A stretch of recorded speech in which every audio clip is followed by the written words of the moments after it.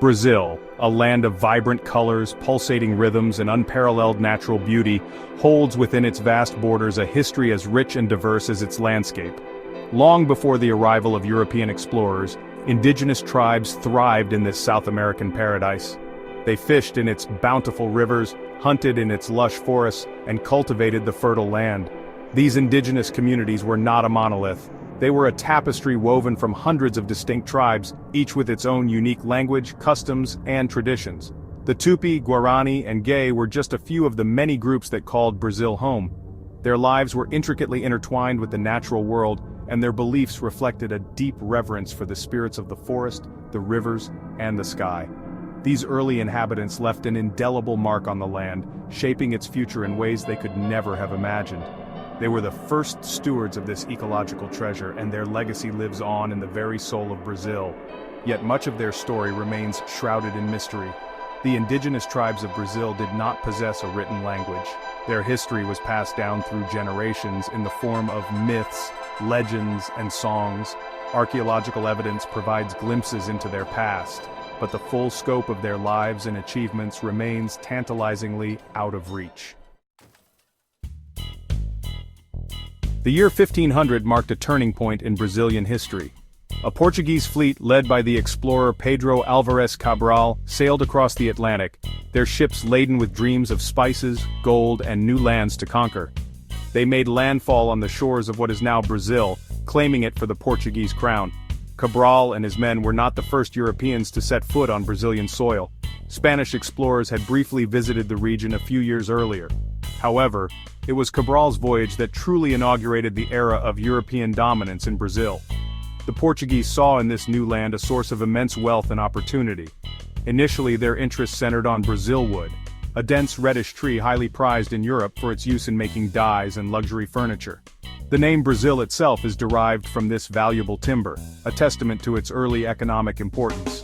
The Portuguese wasted no time in establishing a foothold in their newfound territory. They built trading posts along the coast, eager to exploit the seemingly inexhaustible supply of brazilwood. Little did they know that this was just the beginning of a long and complex relationship with the land that would come to be known as Brazil. As the 16th century progressed, the focus of Portuguese exploitation in Brazil shifted from brazilwood to a new and even more lucrative commodity, sugar. The fertile soil and tropical climate of Brazil's northeast coast proved ideal for cultivating sugarcane. Vast plantations known as engenhos sprang up, transforming the landscape and the social fabric of the colony. Sugar production was a labor-intensive enterprise, and the Portuguese, seeking to maximize their profits, turned to the transatlantic slave trade to meet their insatiable demand for workers. Millions of Africans were forcibly transported across the Atlantic in chains, victims of a cruel and inhumane system that treated human beings as mere commodities. The arrival of African slaves had a profound impact on Brazilian society. Their labor built the wealth of the colony, but it came at a terrible human cost. Their culture, music, dance, and religious beliefs intertwined with those of the indigenous population and the Portuguese colonizers, creating the rich and complex cultural tapestry that characterizes Brazil today. The colonial period was marked by constant expansion as the Portuguese sought to consolidate their control over this vast territory. They pushed inland, establishing new settlements and displacing or enslaving the indigenous population. Brazil grew into a sprawling colony, its economy fueled by sugar, gold, and the forced labor of millions. By the 19th century, the seeds of discontent were firmly sown in Brazilian soil. The Portuguese colony had matured, and a growing sense of national identity was taking root among its inhabitants. The Napoleonic Wars in Europe had a profound impact on Brazil, as Napoleon's invasion of Portugal in 1807 forced the Portuguese royal family to flee to their largest colony. The arrival of the Portuguese court in Rio de Janeiro elevated Brazil's status, transforming it from a mere colony into the seat of the Portuguese Empire. King John VI and his son Prince Pedro ruled from Rio, bringing with them a courtly entourage and an influx of new ideas. This period marked a significant turning point as Brazil's economic and political importance grew. However, the winds of change were blowing across the Americas. Inspired by the American and French revolutions, Brazilians yearned for self-determination. When Napoleon was defeated and the Portuguese court returned to Lisbon, they demanded greater autonomy. Prince Pedro, sympathetic to the Brazilian cause, defied his father's orders to return to Portugal. On September 7, 1822, on the banks of the Ipiranga River, Prince Pedro issued the Cry of Ipiranga, declaring Brazil's independence from Portugal. With these words, independence or death, a new nation was born. Section 5. The Empire, a time of progress and change. The newly independent Brazil adopted a constitutional monarchy with Dom Pedro I, formerly Prince Pedro, as its first emperor. The early years of the empire were marked by political instability and internal conflicts, as the nation grappled with the challenges of self-governance. However, under the long and relatively peaceful reign of Dom Pedro II, who ascended to the throne in 1840, Brazil experienced a period of significant progress.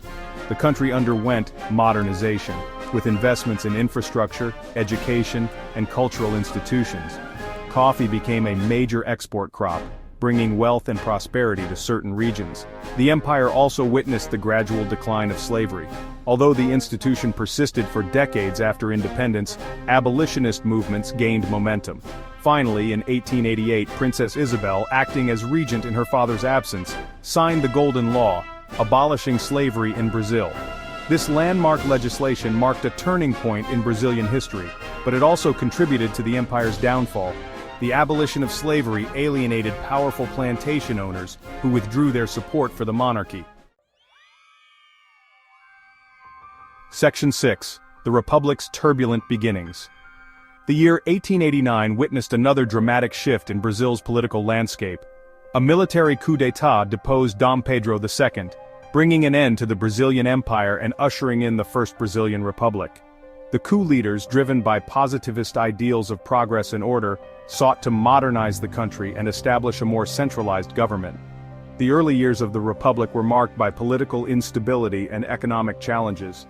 The country struggled to establish a stable democratic system, and a series of coups and counter-coups plagued its early decades. The rise of regional oligarchies, particularly in the coffee-growing states of São Paulo and Minas Gerais, further complicated the political landscape.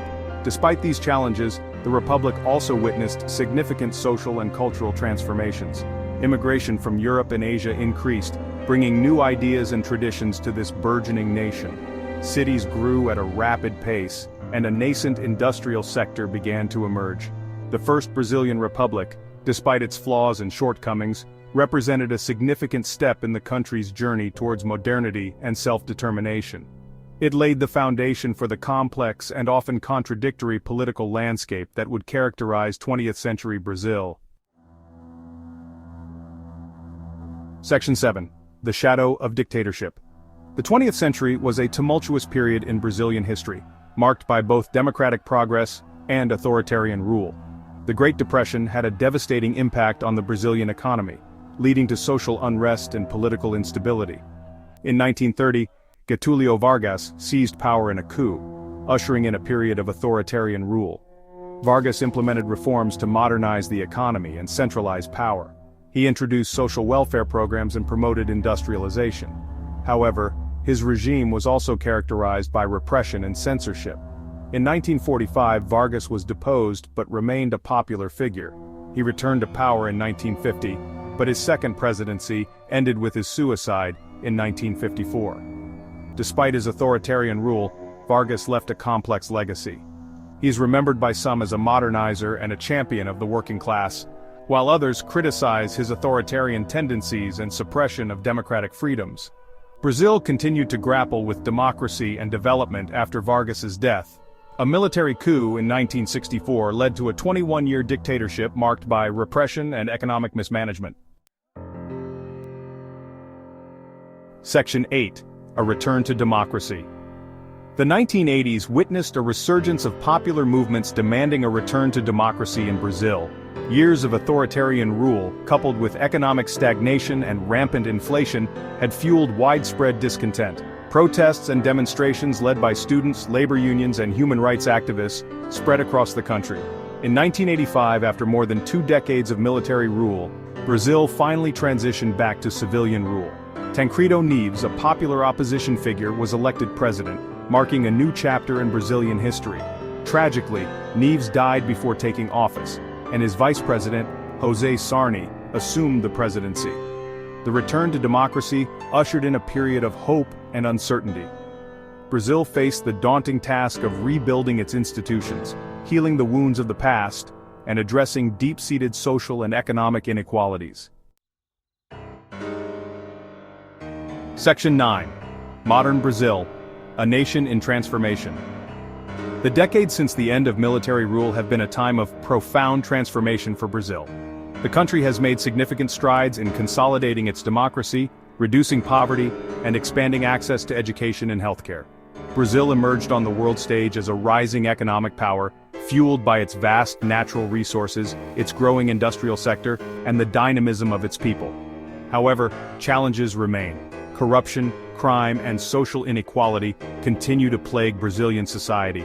Deforestation in the Amazon rainforest, a global environmental treasure, remains a pressing concern. Political polarization fueled by social media and economic anxieties poses a threat to Brazil's democratic institutions. Despite these challenges, Brazil remains a land of immense potential. Its vibrant democracy, its rich cultural heritage, and its entrepreneurial spirit give cause for optimism.